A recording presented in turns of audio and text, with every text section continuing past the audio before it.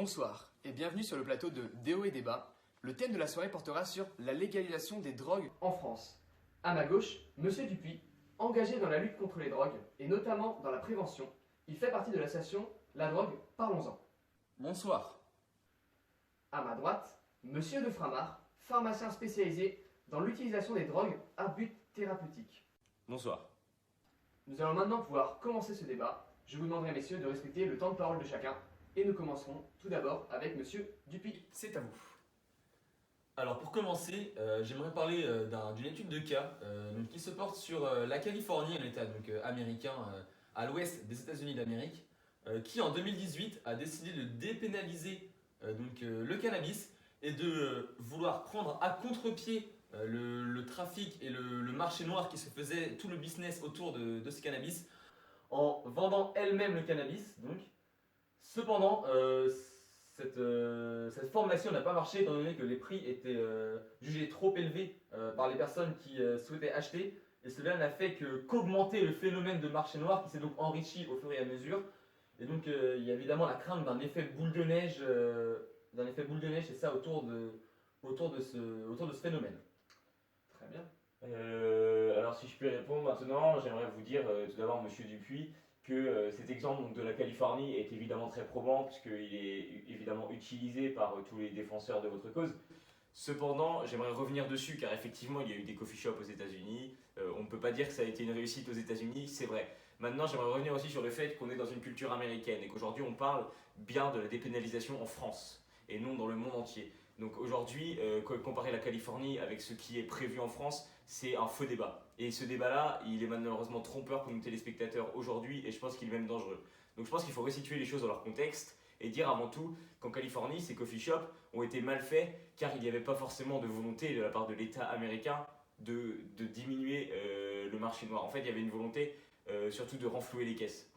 Il faut dire les choses telles qu'elles sont. Aujourd'hui, les États-Unis cherchaient cela. Et ce qu'ils avançaient en vertu thérapeutique, etc., était faux, c'était surtout par but financier finalement. Donc en France, si nous cherchons vraiment à réduire la consommation du cannabis, dans ce cas, il faudrait faire des coffee shops tels qu'ils ont été faits aux États-Unis avec des prix concurrentiels avec le marché noir. Et là, évidemment, ça ferait beaucoup plus mal au marché noir que de simplement essayer de mettre des prix plus hauts afin de gagner de l'argent. Le but n'est pas ici de gagner de l'argent, mais bien de sauver des vies et d'aider des gens en difficulté. Merci Monsieur de Framar. Je pense que vous avez bien résumé la situation et vos arguments se valent. Et donc je propose maintenant, Monsieur de Framar, à vous d'exposer un de vos arguments majeurs pour la légalisation des drogues en France. Alors oui, tout à fait. Donc comme j'avais le droit qu'à un seul et unique argument, j'ai choisi un qui me tenait particulièrement à cœur, à savoir que je l'oublie. Donc Monsieur de Framar, ce que vous essayez de nous dire, c'est que vous prônez la légalisation de la drogue en France pour un but finalement qui est récréatif. Monsieur Dupuis, est-ce que vous avez une réponse à proposer? Alors écoutez, Monsieur de Framar, vous avez l'air de vous y connaître, vous qui êtes pharmacien, j'ai conscience de votre expérience par rapport au sujet, mais prenons un exemple simple, en voiture, mais c'est pas forcément plus le cannabis que l'alcool, mais le cannabis va avoir évidemment, si on le légalise, une grande part là-dedans. Augmente par exemple le temps de réaction d'un conducteur face au danger, c'est implacable. Excusez-moi, est-ce que j'aurai un petit temps là pour répondre à monsieur, car il me semble qu'il y a des choses à rectifier dans ce discours. Alors, merci Monsieur Dupuis de votre intervention, et Monsieur Framar, vous allez pouvoir répondre, mais avant cela, je vais vous proposer une courte page de pub.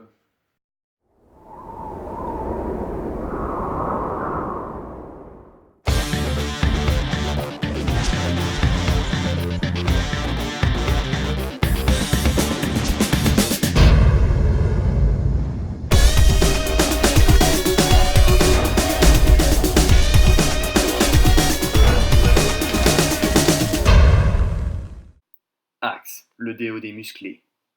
Ne convient pas aux enfants ni aux personnes âgées en état de grossesse. C'est donc après cette courte page de pub que nous reprenons l'émission. Monsieur de Framar, c'est à vous. Alors je vais forcément répondre à monsieur Dupuis ici, car effectivement vous parlez de voiture. Alors effectivement l'alcool effectivement baisse le temps d'attention, en tout cas de réaction en voiture. Effectivement la drogue fait de même.